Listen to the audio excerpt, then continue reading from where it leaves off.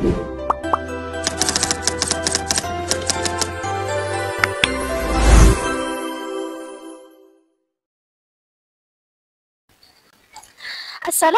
dan salam sejahtera.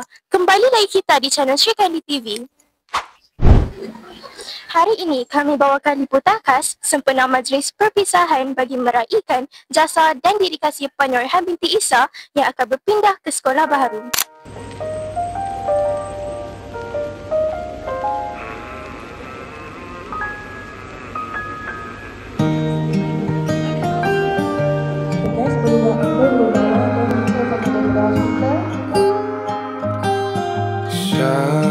Araw-araw, tanging ikaw ang palagi kong hinahangat.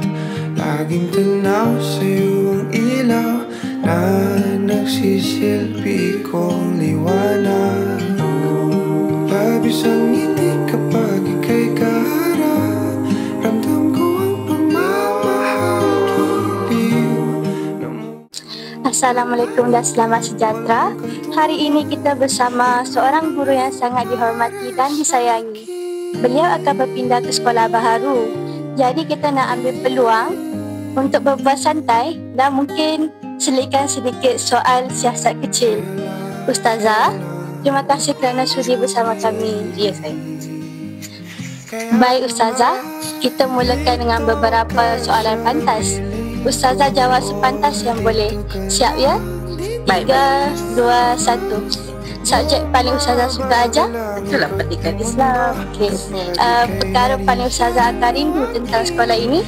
Baik anak-anak murid konven yang sangat kreatif, sangat proaktif. Bila diberi kerja terus boleh buat tanpa perlu berfikir panjang.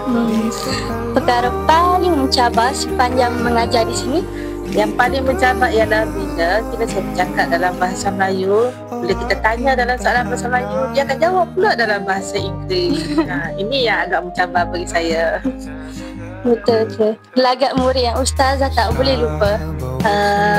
Pertama kali saya masuk ke sini bila saya menyusun surat kerja untuk anak-anak berlakon. Jadi bila saya bagi senario, mereka terus boleh berlakon. Waktu tu saya sangat teruja sebab saya rasa macam saya tak jumpa. Bila saya bagi saja senario tu, terus mereka boleh berlakon dengan cepatnya, dengan pantasnya, sangat kreatif. Sekarang kita ke segmen kedua pula. Baik. Soalan seterusnya Ustazah, kalau Ustazah bukan seorang guru, Ustazah rasa Ustazah akan jadi apa? Cita-cita sebenar saya adalah nak jadi seorang lawyer. Wah, Cita-cita sebenar ini, tapi saya dihalang oleh orang tua sebab bagi seorang perempuan, mak dan ayah saya lebih berminat untuk saya menjadi seorang guru, dan saya cuba mencapai hasrat dan kehendak ibu ayah saya lah. yang last sekali, Ustazah, apakah pesanan Ustazah kepada murid-murid sebelum Ustazah berpindah? Baik, untuk anak-anak SMK konven, puteri-puteri konven, apapun buatlah yang terbaik. Setiap gerak kerja yang kita lakukan mesti buat dengan terbaik. Bukan sekadar nak buat jadi yang baik, tapi yang terbaik. Apa saja daripada kurikulum, pokok, sasiah, semua pastikan dia adalah yang terbaik. Baik, itu untuk anak-anak puteri konven lah. Yang penting sekali dalam kita mengejar kurikulum, co-kurikulum, pastikan sasiah diri jangan kita lupa. Martabatkan maruah diri, keluarga dan nama sekolah. Dan pesanan untuk guru-guru lain? Untuk guru-guru, bekerjalah seikhlas hati. Anak-anak murid ini, mereka adalah anak-anak dan mereka adalah murid-murid. Selagi mana mereka nama anak-anak, selagi mana mereka ini bernama murid, mereka ini sentiasa perlukan kepada bimbingan dan didikan. Bagi kita yang dah tua ini, yang dah berumur ini, yang dah berusia ini, yang telah dididik dengan pedagogi dan cara-cara mendidik anak-anak, gunakanlah ilmu sebaik mungkin untuk mendidik puteri-puteri di SMK konven ini. Terima kasih cikgu, itu sahaja yang kami nak tanya. Sangat tu je. Itu je. Terima kasih atas masa dan segala jasa yang cikgu telah tinggalkan di sekolah ini.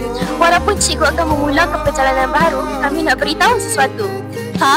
Nak beritahu apa? Cikgulah satu-satunya guru yang berjaya buat murid senyap dalam masa 3 saat. Kami doakan cikgu terus sukses di tempat yang baharu. Terima kasih cikgu dari kami semua. Bye!